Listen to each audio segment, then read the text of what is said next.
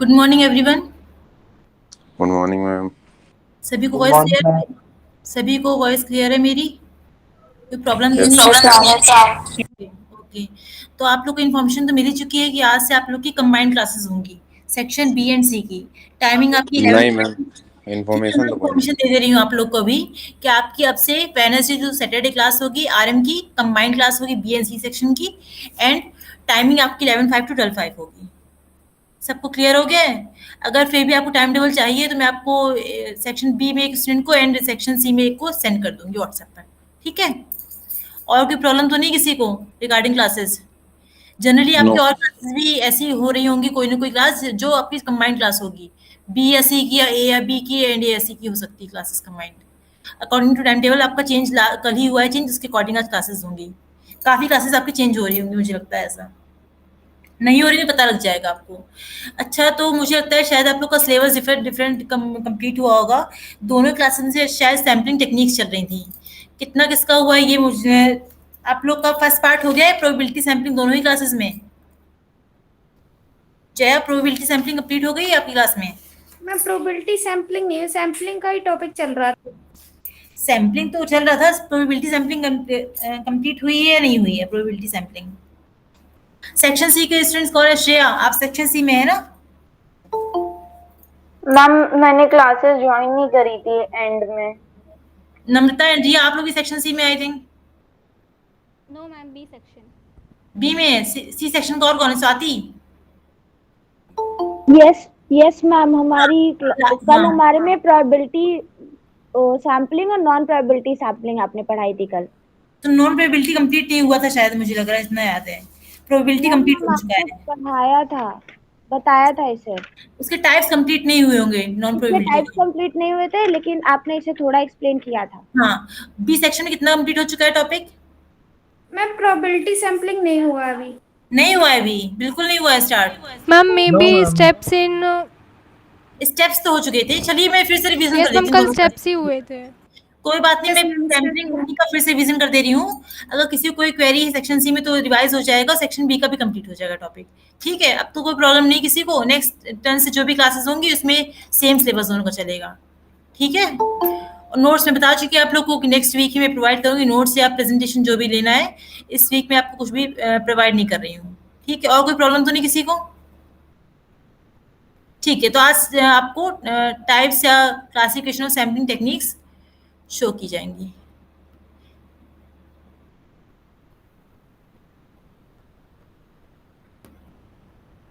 ये टॉपिक हो चुका है, सबको स्क्रीन विजिबल है, प्रेजेंटेशन विजिबल है ना सभी को?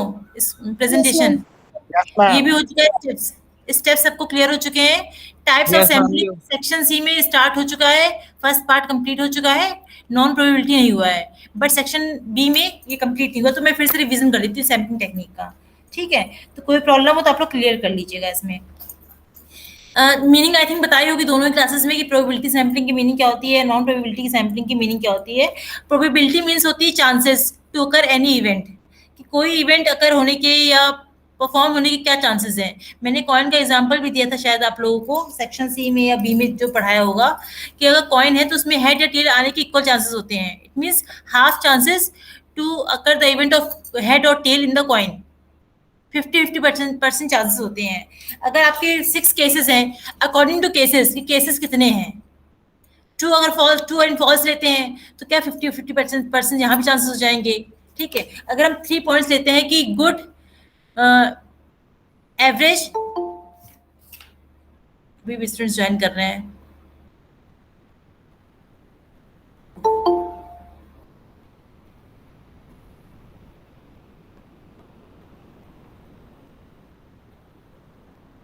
ठीक है, चलिए।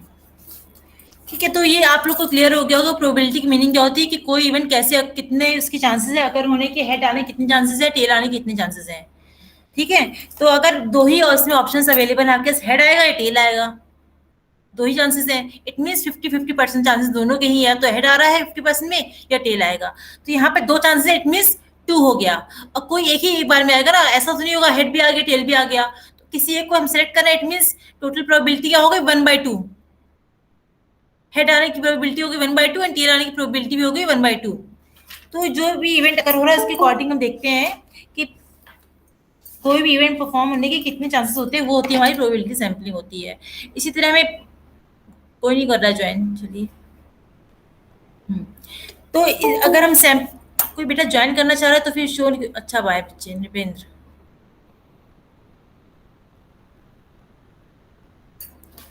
अगर हम रिसर्च प्रोसेस की बात करें तो रिसर्च प्रोसेस में क्या यूज है कि हमें यहाँ पॉपुलेशन लेना पड़ता है या सैंपल साइज सेलेक्ट करना होता है। तो हमें यहाँ क्या करना होगा कि रैंडम सिलेक्शन कर रहे हैं या प्रोबेबिलिटी, या अगर 1000 नंबर ऑफ पॉपुलेशन है, नंबर ऑफ पॉपुलेशन साइज हमारे पास 1000 दिया गया है, तो सैंपल साइज सेलेक्ट करने के कितने चांसेस होंगे? इक्वल चांसेस हो जाएंगे। कि इक्वल चांसेस कैसे होंगे? 1 by 1000 each element, chances of selection of each element in the population is equal to 1 by 1000। Clear हो रही बात मेरी कि 1000 में से किसी एक पर्सन की रैंडम सिलेक्शन के चांसेस कितने हो जाएंगे? 1 by 1000 चांसेस हो जाएंगे। क्लियर हो रही बात मेरी? मैं दोनों स्टूडेंट से पूछ रही हूँ, आप रिवाइज कर रहे हैं जो भी कर रहे हैं? बीएससी सेक्शंस प्रॉब्लम अगर आ रही पूछते जाओ, अदरवाइज बार बार रिपीट नहीं हो पाएगा टॉपिक आपका ये। कि अगर 1000 से किसी एक पर्सन को सिलेक्ट करना है हमें, इट मींस उसकी प्रोबेबिलिटी क्या हो जाएगी? 1 by 1000। कि किसी दूसरे पर्सन को सिलेक्ट करना है, उसकी प्रोबेबिलिटी क्या हो जाएगी? 1 by 1000। जितने भी 1000 पर्सन, सबकी प्रोबेबिलिटी कितनी हो रही, चांसेस कितने हैं सिलेक्शन के? 1 by 1000। क्लियर हो रहा है सबको इतना पॉइंट? Yes ma'am. ठीक है, तो इसमें फर्स्ट आपका क्लासिफिकेशन दिया गया सिंपल रैंडम सैम्पलिंग। अब सिंपल रैंडम सैम्पलिंग क्या होती है? कोई बी सेक्शन में बताएगा सिंपल रैंडम सैम्पलिंग क्या होती है? आप लोगों को बताया जा चुका है सिंपल रैंडम सैम्पलिंग। अभी बच्चे ज्वाइन कर रहे हैं।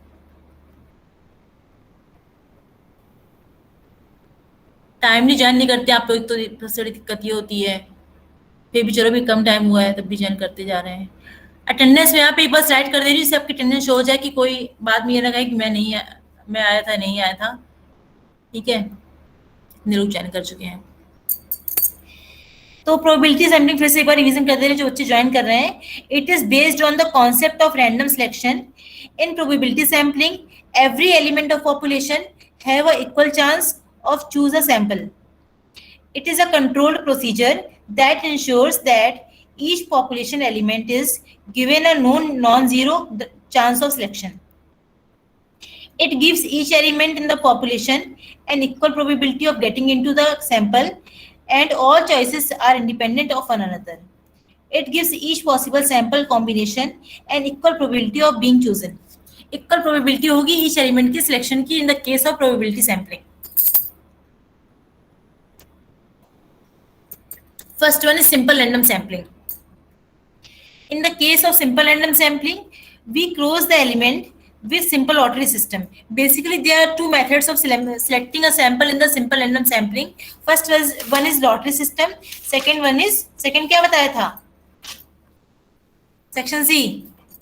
क्या क्या मेथड होते हैं सिंपल सिलेक्शन के? सिंपल रैंडम में lottery system and random section. या तो हम रैंडम किसी को ले ले रहे हैं, रैंडमली सेट कर ले रहे हैं कि हाँ चलो फर्स्ट नंबर वाले को ले लिया, 10 को ले लिया, 12 को ले लिया, या फिर लॉटरी सिस्टम लेंगे। लॉटरी सिस्टम में क्या होता है, कुछ लोगों को सिलेक्ट कर लेते हैं, कुछ नंबर्स ले लेते हैं, उनकी चिट्स बना लेते हैं और चिट से एक सिलेक्ट कर लेते हैं। वो था आपका लॉटरी सिस्टम। अभी बच्चे ज्वाइन कर रहे हैं। अगर आप लेट ज्वाइन करेंगे तो आपका, मैं फिर से बोल रही हूँ कि अगर आप ज्वाइन लेट करते हैं तो आपका कुछ टॉपिक छूट जाएगा, फिर आप समझ नहीं पाएंगे कि हो क्या रहा है क्लास में, क्या टॉपिक चल रहा है। तो आप लोग कोशिश करें कि आप टाइमली ज्वाइन करें। ठीक है, दोनों ही क्लासेस से बोल रही हूँ मैं कि 5 मिनट्स पे भी ठीक है, लेकिन आप उससे ज्वाइन कर रहे हैं तो बहुत ज्यादा लेट हो जाएगा। ठीक है, तो नेक्स्ट कंसेप्ट टाइमली ज्वाइन करें। तो in the simple random sampling, मैं इस पहले स्लाइड्स ओपन कर दूं। In the simple random sampling, we close the element with simple lottery system. We then mix all these slips thoroughly in a container and then drawn as a lottery, either blindfolded or by rotating a drum. In simple random sampling, each and every element has equal probability of selection. Clear हो रहा है? देखिए दो methods होंगे, पहला आपका होगा lottery system, दूसरा होगा random number section. Lottery system में क्या होता है, कुछ नंबर ऑफ चिट्स बनाते हैं, उससे हम रैंडमली कोई चिट सिलेक्ट करते हैं, उसका सिलेक्शन हो जाता है एज अ सैंपल। ठीक है, तो इसमें चांसेस का फॉर्मूला क्या होता है? अभी भी कोई ज्वाइन कर रहा है? क्षमा है, जितने भी लेट कमर से सब टाइम में ज्वाइन करें, मतलब आपको प्रॉब्लम हो जाएगी बाद में फिर। तो यहाँ पे प्रोबेबिलिटी ऑफ सिलेक्शन का एक फॉर्मूला होता है, मैंने नोट कराया होगा सी सेक्शन में, बी वाले भी नोट कर लें आज। Probability of selection is equal to sample size divided by population size, sample size divided by population size.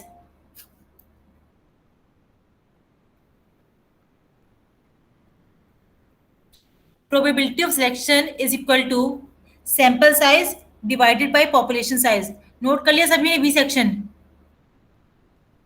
Note कर लिया बेटा? Jaya and other one? Yes, ma'am. Yes ma'am, note कर लिया। नोट करते जाइए। तो यहाँ पे दो मेथड्स आपके अप्लाई होंगे सिंपल रैंडम सैम्पलिंग केस में। First one is lottery system, second is random numbers. Random numbers में हम कोई भी रैंडम कोई नंबर सेलेक्ट कर सकते हैं, किसी को भी सेलेक्ट कर सकते हैं, कोई भी पर्सन हो सकता है for data collection purpose. But in case of lottery system we have to made a chits in the box and select any of the chits from the box. Probability of selection बता दिया कि sample size divided by population size. For example, अगर हम ले रहे हैं 1000 population size ले रहे हैं और हमें 100 number of samples लेने हैं, उस केस में क्या हो जाएगा number of probability? अभी बच्चे ज्वाइन करते जा रहे हैं, चलिए। probability of selection क्या हो जाएगा अगर population size दिया गया 1000 and sample size दिया गया 100? बताइए क्या होगा प्रोबेबिलिटी ऑफ सिलेक्शन? 1/10। हाँ ठीक है, सबको क्लियर है? बताना पड़ेगा मुझे, सभी को क्लियर है पॉइंट? इफ सबको क्लियर, ठीक है? हाँ ठीक है, अच्छी बात है। A simple random sampling is very easy to understand and implement, but it is take और need a list of population elements and it can be time consuming and expansion. देखिए हमें सैम्पलिंग करनी है in the case of simple random sampling, उस case में हमें क्या होता है कि लिस्ट की रिक्वायरमेंट होती है कितनी नंबर ऑफ पॉपुलेशन है, by roll numbers, alphabetical orders और any type of orders we have to prepare a list for selection of random numbers और chits.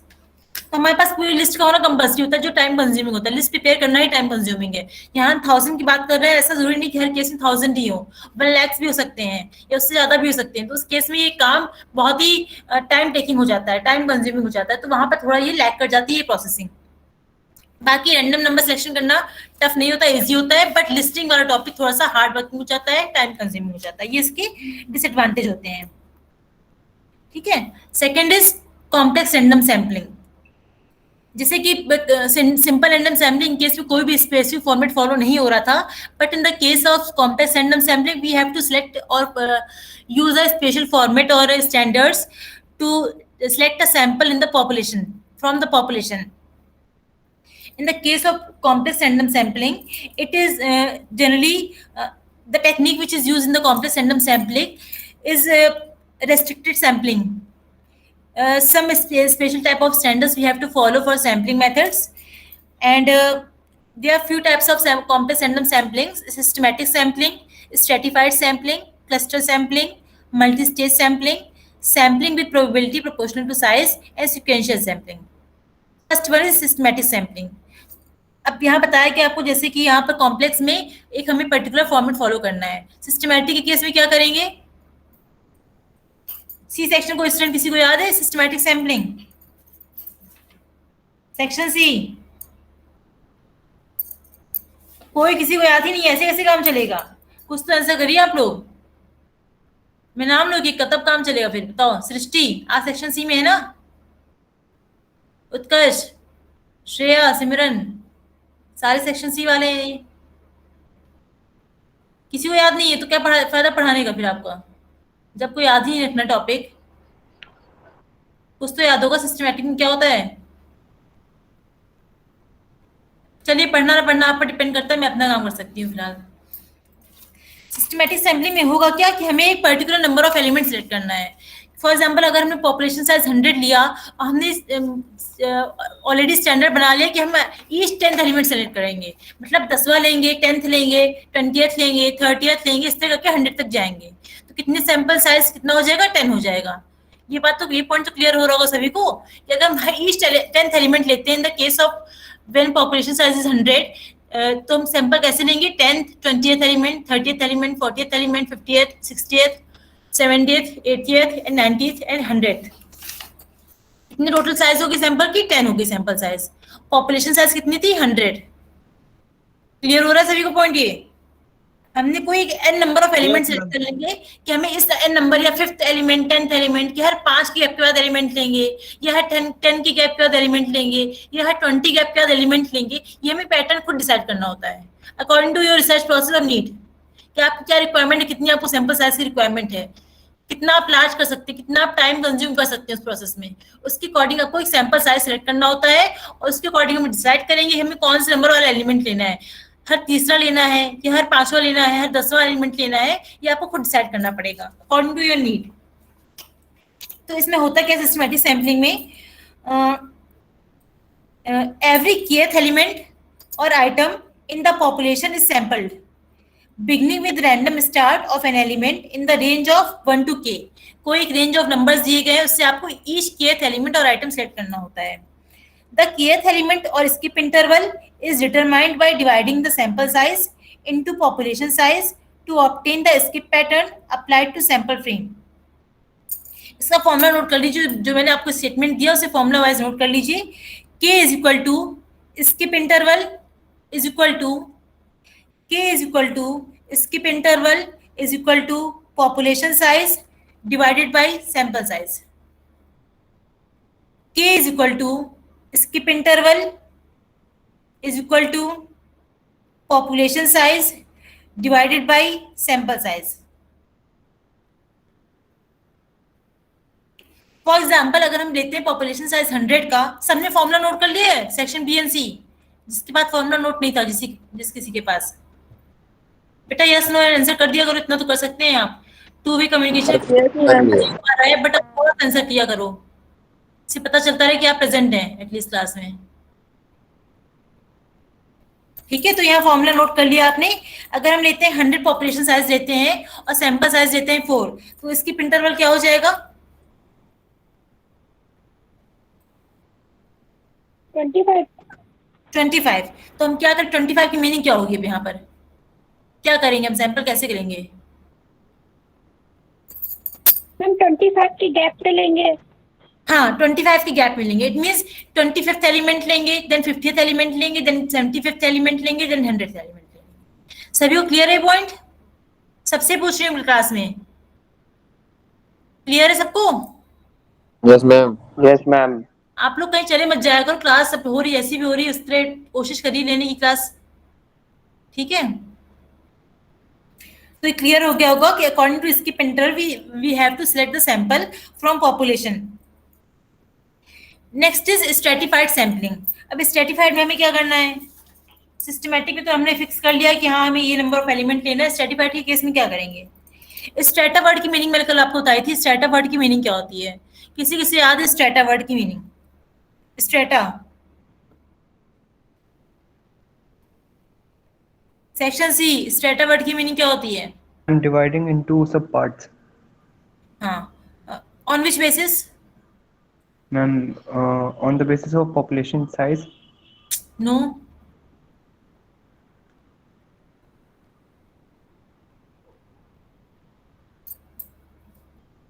on the basis No, of ma'am. On the basis of subcategories, like subcategories or similar features yes, ma'am. between them, Like among education. them. On the basis of education example. Education ले लिया, या आप family wise ले सकते हैं, या age wise ले सकते हैं, अकॉर्डिंग टू योर रिसर्च। क्या आपका टॉपिक क्या है, प्रॉब्लम क्या है रिसर्च की, उसके अकॉर्डिंग आप डिवाइड करेंगे नंबर ऑफ पॉपुलेशन को इनटू सब ग्रुप, सब कैटेगरीज, वो हो जाएगा स्ट्रेटा। स्ट्रेटा में जो भी पर्सन होंगे उनके कोई ना कोई एक सिमिलर फीचर उनमें होगा। जैसे एजुकेशन एग्जांपल लिया तो इससे पता है 10th पास, 12th पास, या ग्रेजुएशन या पीजी है, पीएचडी स्टूडेंट्स जो होते हैं, तो अकॉर्डिंग टू एजुकेशन ले सकते हैं, या एज ग्रुप ले सकते हैं कि बिलो 18 या 18 to 40, 40 to 60, 60 प्लस। जैसे आपका वैक्सीनेशन हो रहा है उसमें एज ग्रुप लिया जा रहा है, 60 प्लस वालों का वैक्सीनेशन होगा, या 45 प्लस वालों का वैक्सीनेशन होगा, या 18 to 40 वालों का वैक्सीनेशन होगा। एज ग्रुप लिए जा रहे हैं, उसके अकॉर्डिंग डिवाइड कर लिया गया कि हाँ इस एज ग्रुप का वैक्सीनेशन किया जाएगा। ये भी एक प्रकार का स्टेटा डिफाइंड है, जो यहाँ ग्रुप डिफाइंड हो रहा है फॉर वैक्सीनेशन पर्पस, ये भी एक स्टेटा है अकॉर्डिंग टू एज ग्रुप। ये आपको तो लाइव एग्जांपल हो गया, आप मेंशन कर सकते हैं एग्जाम में ये पॉइंट। तो ठीक है, क्लियर है सभी को? Yes ma'am. जनरली फिर से रिपीट कर दीजिए। रिपीट कर दे स्ट्रेटा।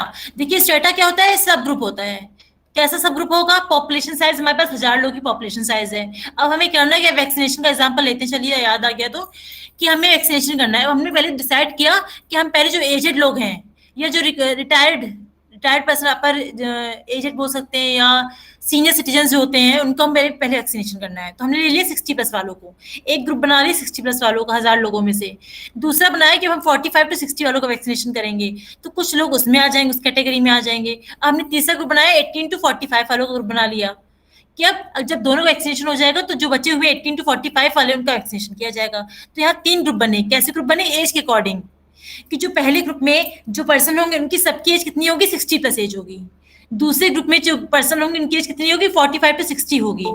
तीसरा ग्रुप जो बन रहा है उसमें एज कितनी होगी लोगों की? 18 to 45 होगी।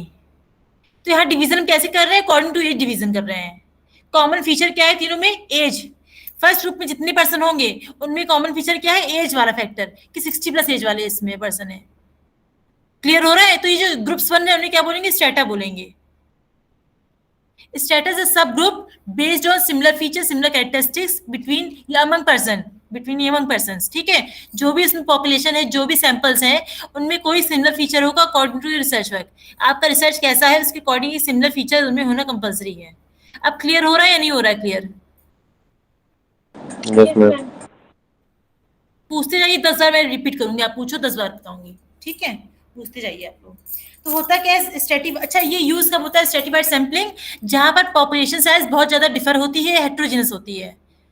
जैसे हमने वैक्सीनेशन का एग्जांपल ही लिया, तो उसमें क्या है, पॉपुलेशन बहुत ज्यादा वेरी कर रही है, बहुत ज्यादा लार्ज ग्रुप है। 18 टू जितनी भी जो ओल्डेस्ट पर्सन इंडिया की बात करें अगर, तो वहां तक पॉपुलेशन जारी हो सकता है। 104 वाला सीनियर ओल्डेस्ट पर्सन हो इंडिया में, 105th एज वाला ओल्डेस्ट पर्सन हो, तो जहां तक ओल्डेस्ट पर्सन वहां तक रेंज जारी है। जैसे वैरायटी ऑफ पर्सन ज्यादा हो गए हैं, जहां पे वैरायटी ऑफ पर्सन या वैरायटी ऑफ पॉपुलेशन ज्यादा होगी, वहां पर हम किसका यूज करेंगे? स्ट्रेटिफाइड सैम्पलिंग का यूज करेंगे। आपको हर सैम्पलिंग का यूज याद रखना है कि किस टाइप में, किस केस में किस सैम्पलिंग का यूज करना है। जिस केस में वैरायटी ऑफ पर्सन ज्यादा होंगे, उनमें सिमिलर फीचर कम होंगे, उस केस में हम स्ट्रेटिफाइड सैम्पलिंग का यूज करते हैं। ठीक है, तो फिर से एक बार रिपीट कर देते हैं। If a population from which a sample is to be drawn from a heterogeneous group, stratified sampling is used। जिस भी केस में हेट्रोजीनियस ग्रुप होता है पर्सन का, पॉपुलेशन का, उस केस में स्ट्रेटिफाइड सैम्पलिंग का यूज किया जाता है। It's containing following steps. First is population is divided into several subpopulations that are individually more homogeneous than the total population। पहले हमारा पूरा लार्ज ग्रुप था 18 to above age, foremost age तक का ग्रुप था। हमने क्या किया? डिवाइड कर लिया, 18 to 45 कर लिया, 45 to 60 कर लिया, 60+ कर लिया। तो 3 डिवीजन हो गए। सिमिलर क्वालिटी क्या हो गई? एज फैक्टर की क्वालिटी सिमिलर हो गई। These subgroups are called strata। जो सब ग्रुप्स बन रहे हैं वो क्या हो जाएंगे? स्ट्रेटा हो जाएंगे। After that, select randomly one element from each strata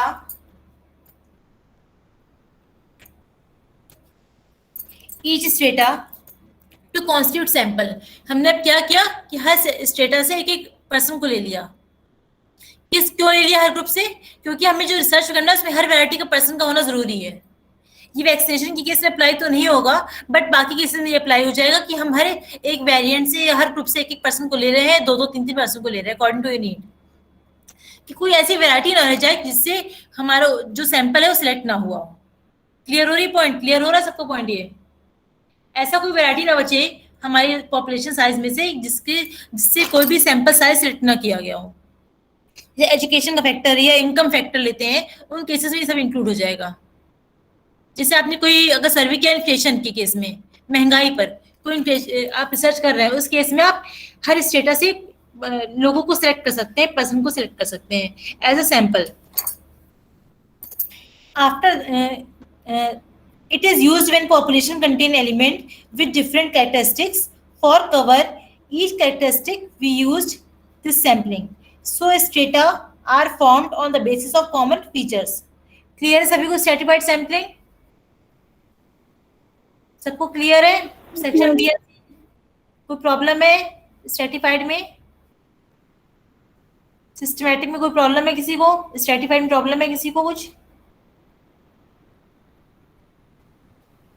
बेटा अभी हो तो प्रॉब्लम तो डिस्कस कर लीजिए, अभी हम यहीं प्रेजेंट हैं, फिर आप लोग बाद में आंसर नहीं करते हैं, नेक्स्ट डे पूछा जाए तो। सेक्शन सी, आप लोग से पूछा जा रहा है, आप लोग आंसर नहीं कर रहे हैं कुछ पॉइंट्स के, तो रिवीजन कर लो तो अच्छे से रिवीजन कर लो, कोई प्रॉब्लम हो तो पूछ लो अभी आप लोग, नहीं पूछ रहे तो कोई बात नहीं, फिर तो आप पर डिपेंड करता है। Next is cluster sampling. Cluster की मीनिंग क्या होती है सेक्शन सी, बताओ जल्दी से, क्लस्टर की क्या मीनिंग होगी? क्या होती है मीनिंग क्लस्टर की?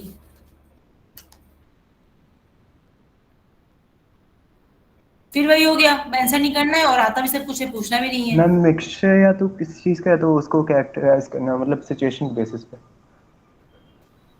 क्लस्टर भी आपका ग्रुप होता है, बट इसमें क्या होता है, नंबर ऑफ जो पर्सन होंगे, सैंपल होगा, वो मिक्सचर ऑफ क्वालिटीज पर डिपेंड होगा। ऐसा नहीं होगा कि किसी हम एक टाइप ऑफ क्वालिटी को, ये आप just opposite of stratified sampling बोल सकते हैं कि उसमें एक फीचर पर हम डिवाइड कर रहे हैं, बट क्लस्टर के केस में ऐसा नहीं होता है। हमने ऐसे ही स्मॉल डिवीजन कर लेंगे ग्रुप्स का, उसमें हम फीचर्स को चेक नहीं करेंगे फीचर सिमिलर है या नहीं है सिमिलर, ठीक है, फीचर्स पर बेस नहीं करेंगे, इसे सिंपल डिवाइड कर लेंगे। So if the total area of population is too big, then we use cluster sampling. जहाँ बहुत ज्यादा population size होता है उस केस में क्या करते हैं, cluster sampling का यूज करते हैं, और आप क्या करते हैं, population को सब पार्ट में डिवाइड कर लेते हैं। जैसे आपका इंडिया की population की बात करते हैं, तो हमने क्या करना है, कोई रिसर्च करना है हमें, तो हम क्या करेंगे, इंडिया को एज अ स्टेट हमने डिवाइड कर लिया। स्टेट में हमने क्या किया, स्टेट में भी ब्लॉक्स कर लिए कि east zone, north zone, west zone, south zone, zone wise divide कर लिया। तो इस तरह में सर्वे करना इजी हो जाता है, रिसर्च करना इजी होता है, जोनल डिवीजन से या सिटी वाइज डिवीजन से, अकॉर्डिंग टू योर नीड की क्या करना है। बट यहाँ पे हमें फीचर चेक करना जरूरी नहीं, फीचर हम चेक करें या करें, हम बस स्मॉल डिवीजन कर लेंगे, फीचर सिमिलर होना जरूरी नहीं है इस केस में, क्लस्टर के केस में। In this sampling, we divide our population into a number of smaller and non-overlapping areas. Then we select these smaller areas as a sample. जैसे मैंने बताया, नॉर्थ, साउथ, ईस्ट, वेस्ट, हमने areas divide कर लिए। बस ये common नहीं होनी चाहिए एरिया, कि ऐसा ना हो कि कोई ऐसी सिटी है जो नॉर्थ में भी आ रही, साउथ में भी आ रही है, ऐसा ना हो कि ओवरलैपिंग नहीं होनी चाहिए, और कैरेक्टरिस्टिक्स या फीचर्स का मैच करना जरूरी नहीं है।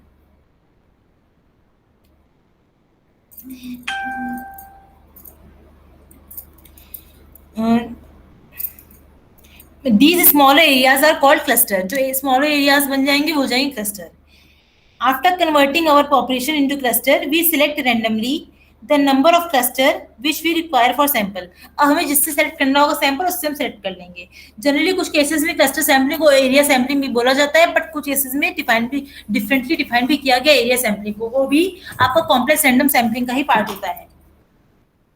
एरिया सैम्पलिंग में हमेशा ही हम ज्योग्राफिक सब डिवीजन करते हैं, पर क्लस्टर केस में ऐसा नहीं होता है। क्लस्टर में हम डिवीजन और किसी तरीके से भी कर सकते हैं, जरूरी नहीं है ज्योग्राफिकल डिवीजन ही किया जाए। According to need you can change division of in the case of cluster sampling.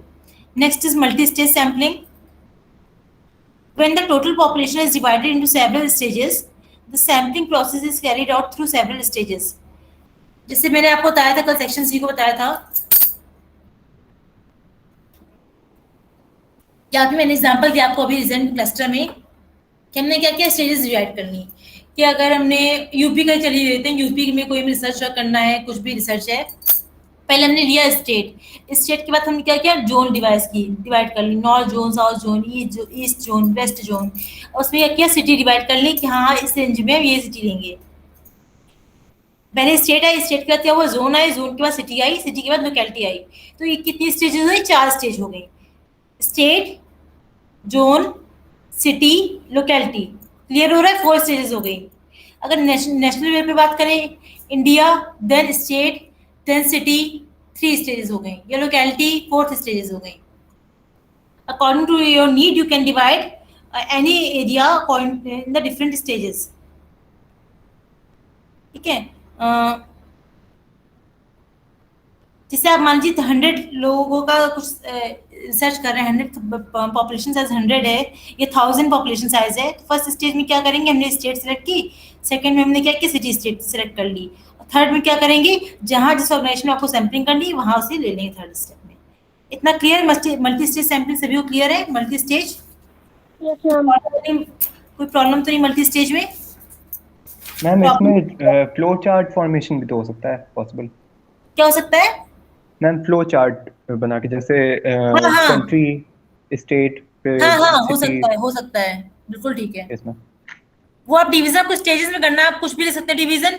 हो सकता है कानपुर का हम रिसर्च कर रहे हैं तो कानपुर में डिवीजन कैसे होगा, कानपुर में हम पहले फोर डिवीजन कर लेंगे ब्लॉक्स का, कि north zone, south zone, east zone, west zone. उसके बाद क्या होगा, लोकेलिटी आ जाएगी। लोकेलिटी के बाद भी और आप सब डिवीजन कर सकते हैं, कि जैसे आपका मान लीजिए कल्याणपुर है, कल्याणपुर में आवास विकास एक ले लिया, उसमें केशवपुरम, सत्यम विहार, कैलाश विहार, डिफरेंट डिफरेंट लोकेलिटीज हैं, तो आपको जोन वाइज डिवाइड करते जाना है, सब ग्रुप्स में डिवाइड होता जाएगा।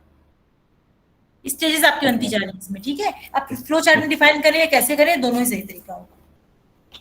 नेक्स्ट टॉपिक आपको क्या आता है, sampling with probability proportional to size.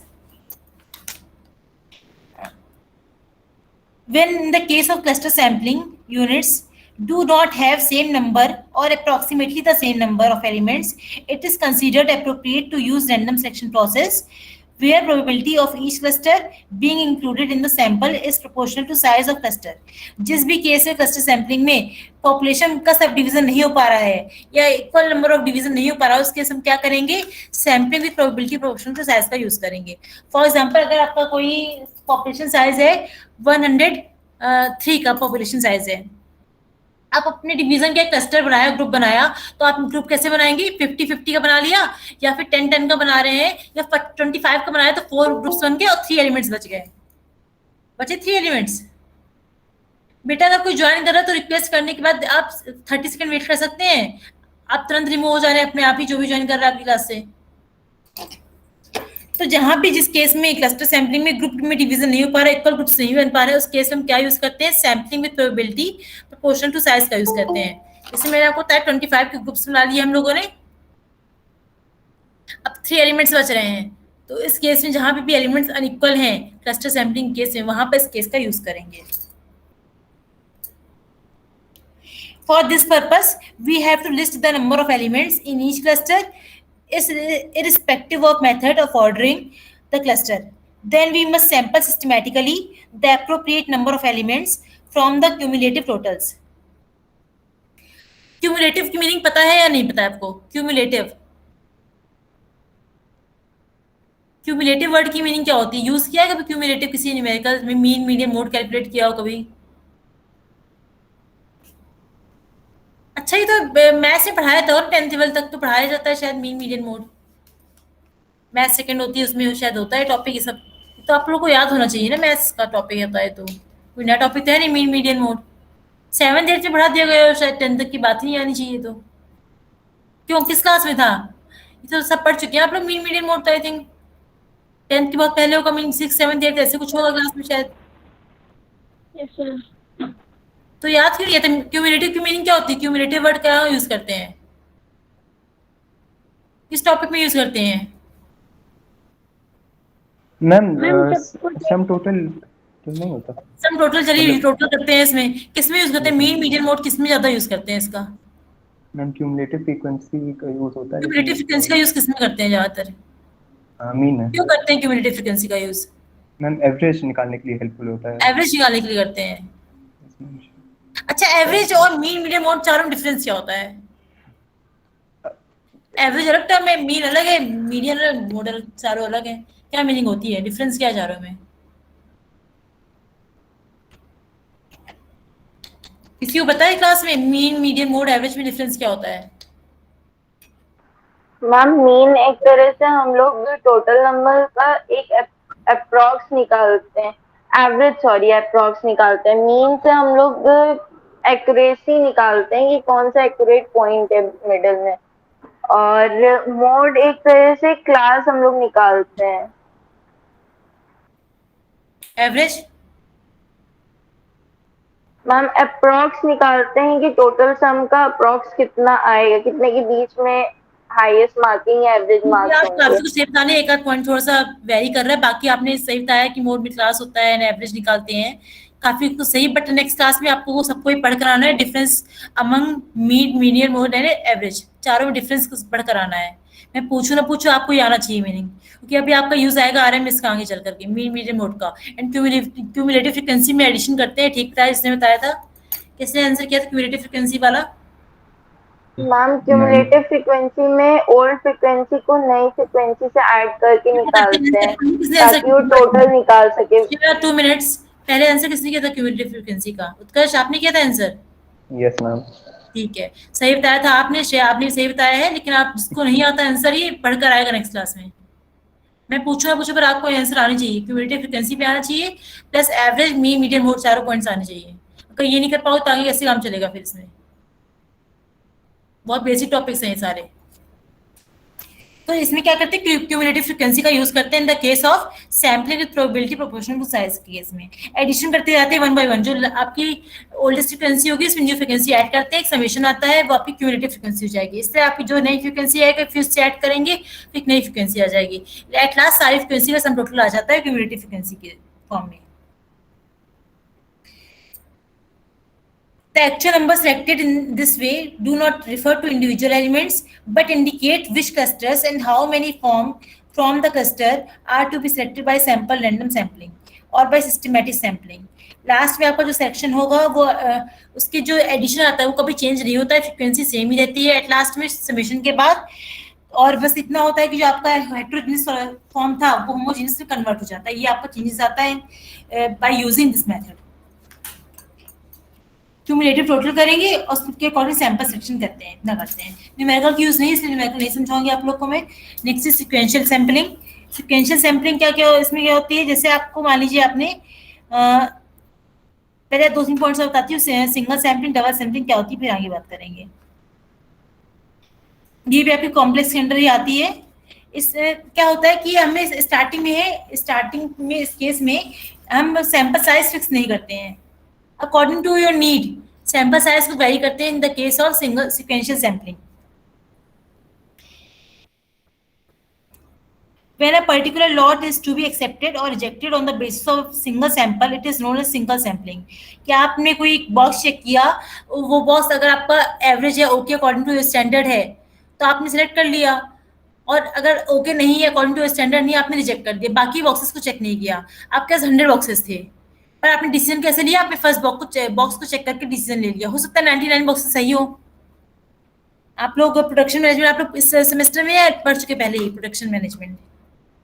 इसी समय सेमेस्टर में। तो उसमें आपको आएगा ईओक्यू मॉडल्स आते हैं, उसमें होता है, मान लीजिए आपके पास 100 बॉक्सेस हैं, आपको चलो पेन लेना है कोई, आपने न्यू पेन ट्राई किया और देखा ओपन करके कैसा चल रहा है, हो सकता है वो पेन खराब हो, पर आपने उसको ट्राई किया तो आपने सोचा कि हाँ ये कंपनी का पेन अच्छा नहीं आता है, आपने पेन उसको नहीं खरीदा।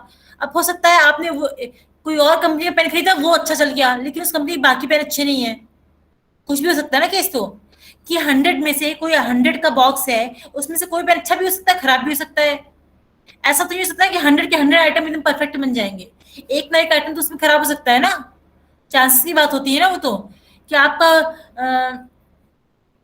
आप सिर्फ हैंड राइटिंग लिखते हैं कॉपी में, तो एग्जाम में क्या हर पेज की हैंड राइटिंग अच्छी होती है? नहीं होती अच्छी, कहीं ना कहीं वेरी कर जाएगी, कहीं ना कहीं खराब हो जाएगी हैंड राइटिंग। तो वही केस है, जरूरी नहीं कि हर जो आइटम है आपका वो एकदम परफेक्ट बन जाए, अच्छा भी हो सकता है, खराब भी हो सकता है, बट चांसेस क्या है, आपके पास कौन सा केस आ रहा है, जो बेटर है वो आ रहा है या वर्स्ट वाला केस आ रहा है, उसके अकॉर्डिंग आपको डिसीजन लेना है। तो आपका सिंपल सिंगल सैंपल पे बेस्ड होकर डिसीजन ले रहे हैं तो क्या हो जाएगी, सिंगल सैम्पलिंग हो जाएगी। मीनिंग समझ में आ रही है या नहीं आ रही मीनिंग इसकी, तो मैंने बताया ही आपको। आप चलिए आपको मोबाइल लेना है कोई, तो आपने किसी एक फ्रेंड से पूछा कि इस कंपनी का मोबाइल कैसा है, उसने बोला अच्छा है, आपने मोबाइल ले लिया, या उसने बोल दिया खराब है तो आपने मोबाइल नहीं लिया। तो आप किस पर डिपेंड है, सिंगल फ्रेंड पर डिपेंड है, सिंगल पर्सन पर, आपने बाकी लोगों से पूछा ही नहीं। तो आप जो सिंगल फ्रेंड पर डिपेंड होकर जो परचेसिंग कर रहे हैं, शॉपिंग कर रहे हैं, वो क्या हो जाएगी, सिंगल सैम्पलिंग हो जाएगी। क्लियर हो रही मीनिंग? अगर आप ये 5 लोगों से 10 लोगों से पूछते या नेट पे जाके सर्वे चेक करते, रिव्यूज चेक करते, फिर आप परचेसिंग करते तो सिंगल सैम्पलिंग के केस में ना आता। क्लियर हो रहा है सबको पॉइंट ये सिंगल सैम्पलिंग का? Yes ma'am. सिंगल सैंपल पर डिपेंड होकर डिसीजन लेते वो हो जाता है single sampling. Whereas the decision is to be taken on the basis of 2 samples, it is known as double sampling. अगर आप 2 लोगों से पूछ कर डिसाइड कर रहे हैं, डिसीजन ले रहे हैं, उस केस में क्या हो जाएगा, डबल सैम्पलिंग हो जाएगा। And when in the case of decision rest on the basis of more than 2 samples, but the number of samples is certain and decided in advance, the sampling is known as multi-stage sampling, multiple sampling. जहां पर हम number of reviews check कर रहे हैं या कई लोगों से पूछ रहे हैं, उस केस में सैम्पलिंग क्या हो जाएगी, मल्टीपल सैम्पलिंग हो जाएगी। But when the numbers of sample is more than 2, but it is neither certain nor decided in advance, this type of system is often referred to as sequential sampling. जहां आप decide नहीं है कि आप कितने लोगों से पूछेंगे, कितने लोगों से नहीं पूछेंगे, आप कितने भी अपने अकॉर्डिंग पूछते जा रहे हैं, लोगों सर्वे करते जा रहे हैं, वो क्या हो जाएगी, सीक्वेंशियल सैंपलिंग हो जाएगी। जैसे आपने फ्रेंड से पूछ लिया, फैमिली मेंबर से पूछ लिया, शॉप में लेने गए या शोरूम में ले गए, वहां भी आपने पूछ लिया कि कैसा इसके रिव्यूज कैसे आ रहे हैं, क्या ट्रेंड चल रहा है, तो आप कई लोगों से पूछते चले जाए। जितने लोगों को किसी की कॉल आ गई आपने उससे पूछ लिया कैसा है, तो आपने कुछ फिक्स नहीं किया, जिससे आप जो भी मिल रहा है सबसे पूछते जा रहे हैं, तो क्या हो जाएगा, सीक्वेंशियल सैंपलिंग हो जाएगी। क्लियर हो रहा है सबको? फंडामेंटल पॉइंट्स आर क्लियर है? कोई प्रॉब्लम तो नहीं किसी को? सीक्वेंशियल में, डबल, मल्टीपल में, जहां पर सिंगल से हम रिव्यू ले रहे हो सिंगल सैंपलिंग हो रही है, जहां 2 लोगों से लेंगे वहां डबल सैंपलिंग हो जाएगी। जहां फिक्स नंबर ऑफ एलिमेंट्स होंगे कि हमें 5 लोगों से पूछना है, 10 लोगों से पूछना है, 20 लोगों से पूछना है, हो जाएगी मल्टीपल सैंपलिंग। जहां पे आपका कोई फिक्स नंबर नहीं होगा, आप कितने भी लोगों से सर्वे कर सकते हैं, वो हो जाएगी आपकी सीक्वेंशियल सैंपलिंग। क्लियर है सबको पॉइंट? क्लियर है Yes, सबको? Yes, ma'am. Yes, ma'am. कोई प्रॉब्लम Yes, तो नहीं है? ma'am. तो प्रगति No, ma'am. टाइमिंग क्या है क्लास की? प्रगति टाइमिंग क्या है क्लास की? कितनी देर पहले मैं लिंक शेयर कर चुकी हूँ आप लोगों से? आप फॉर अटेंडेंस ज्वाइन कर रहे हैं क्लास, आपको पढ़ना तो कुछ है नहीं, इट मींस अटेंडेंस हो जाए बस। अच्छा, किसी को प्रॉब्लम तो नहीं थी? अभी कोई बोल रहा था प्रॉब्लम है?